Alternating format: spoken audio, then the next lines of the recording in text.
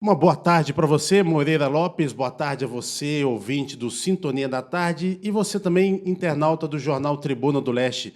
Falamos ao vivo com mais uma edição do Ronda 710, direto da 6ª Delegacia Regional de Polícia Civil de Manhuaçu.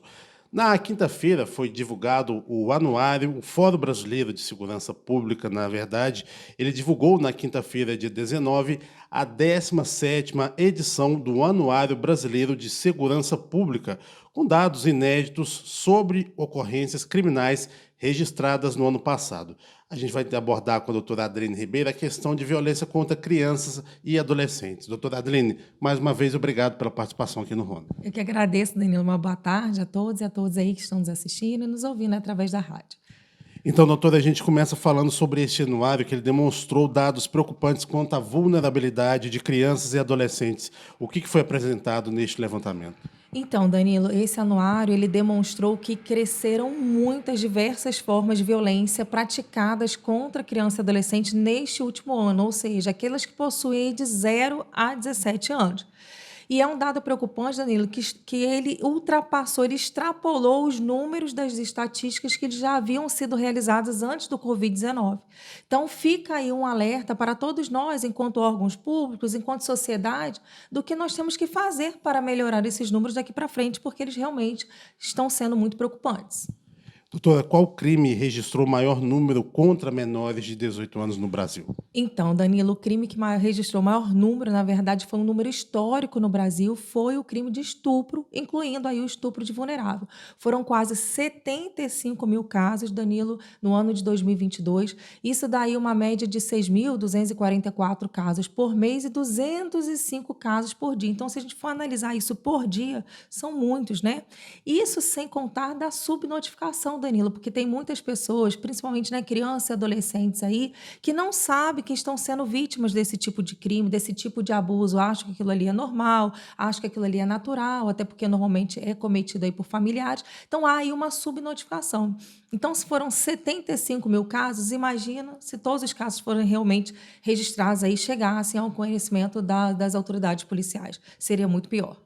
Exatamente, doutora Adriane. Outro dado apresentado pelo Fórum de Segurança Pública foi o fato de que a idade das vítimas também diminuiu. Isso, Danilo. Eu até peguei uma colinha aqui. Olha só, 61,4% dos casos tiveram como vítimas as crianças aí entre 0 e 13 anos, né? Isso quer dizer que foi o maior número, teve um aumento aí, principalmente com relação ao estupro de vulnerável, que acontece bastante, que aumentou em 8,6%.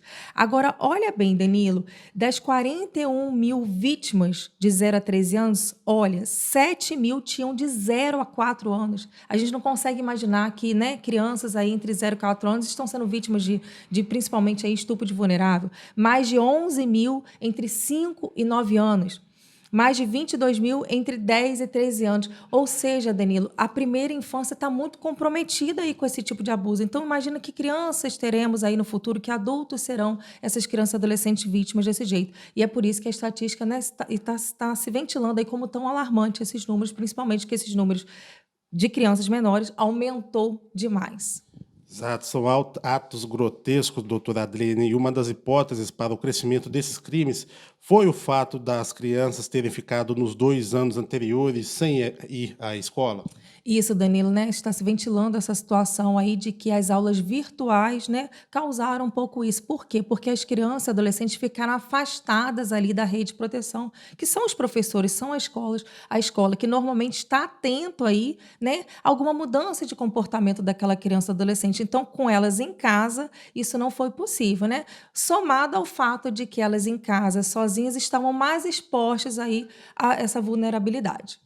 E em que contexto se dá a violência contra crianças e adolescentes, doutora? Então, Danila, está aí um número, né, preocupante também, porque a residência continua sendo o lugar mais perigoso para aquela criança e adolescente, ou seja, o crime normalmente é praticado aí, em sua maioria, a gente vai dizer os números aqui também, por pais e padrastos.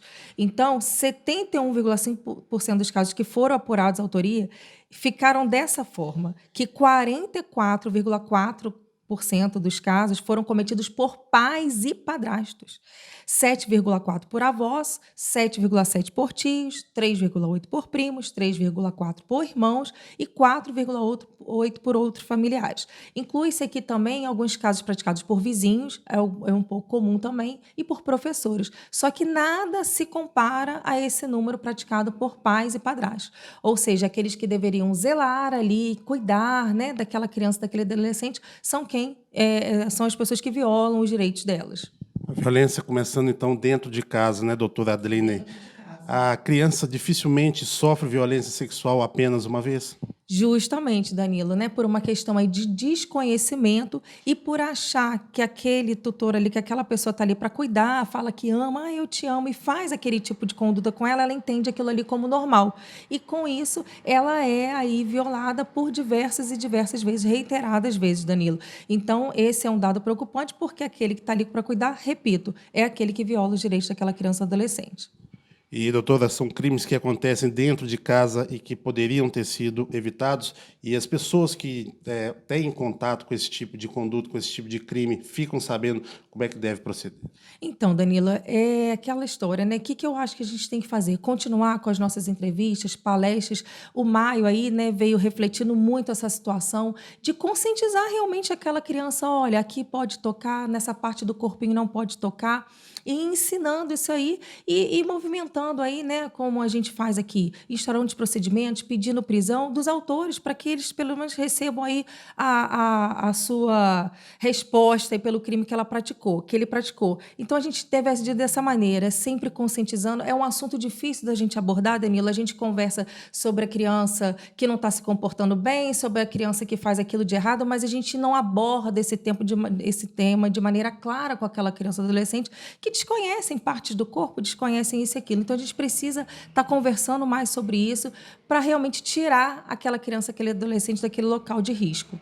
A senhora acha que ainda é um tabu por conta, igual a senhora demonstrou, de 0 a 4 anos, é um número muito grande de crianças que foram abusadas sexualmente. É um tabu, às vezes, para pais ou responsáveis estarem também conversando com crianças a respeito desse tipo de conduta? Com certeza, Danilo. É aquilo que eu falei. A gente acha que tem que conversar com a criança e adolescente, educá-la de várias coisas, né? Mas conversar sobre esse assunto é um tabu. Infelizmente, ainda é um tabu. E com isso, elas acabam sendo vítimas desse tipo de crime.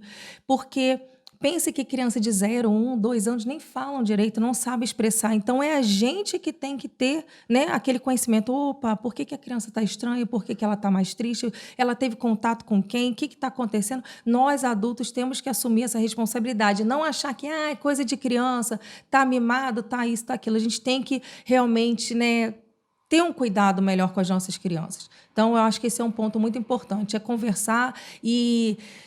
tem várias reportagens sobre isso, ensinamentos de que para cada fase a gente pode falar algo sobre a sexualidade, o corpo da criança, de tal forma, como é, como é que não é. Para cada etapazinha da vida, a gente consegue falando, avançando os pontos. Até que quando chega um ponto, ela já sabe realmente como ela vê o mundo, o que foi que aconteceu, e não fica com aquela história de cegonha, porque isso também, Danilo, está já bem ultrapassado. Exatamente, doutora. A história de cegonha realmente é complicado. A gente agradece a participação e é sempre importante a gente estar trazendo esse tipo de informação para quem nos acompanha, doutora, para evitar esse tipo de conduta que, infelizmente, acontece em todo o Brasil. Aqui em Manhuaçu também é um fato também que já aconteceu diversas vezes, né? Como a gente já entrevistou a senhora a respeito disso. Portanto, aí o recado a pais responsáveis que orientem, tenham cuidado também com os seus filhos. Com certeza, Danilo, e a gente tem atuado bastante nessa área aí desse tipo de crime, né, dessa violência sexual praticada aí contra as crianças e adolescentes, e é impressionante o nosso número aqui de Manhuaçu e as outras nossas cidades aqui que compõem a comarca. Todos os dias é um caso novo que chega aqui, e de criança, e de adolescente, e é de pai, é vizinho, é irmão que cometeu. Então, assim, isso tem me preocupado bastante, porque... é o que eu falo, não é um número só do Fórum Brasileiro, né, de Segurança Pública, é um número de Manhuaçu mesmo. Esse anuário aí está demonstrando uma realidade, acredito que de Manhuaçu. Ok, doutora, a gente agradece a participação mais uma vez aqui no Ronda. Muito obrigada, eu que agradeço, estou à disposição. A gente agradece a doutora Adeline Ribeiro e volta na próxima segunda-feira, Moreira, com mais uma edição do Ronda 710, direto aqui da 6ª Delegacia Regional de Polícia Civil de Manhuaçu.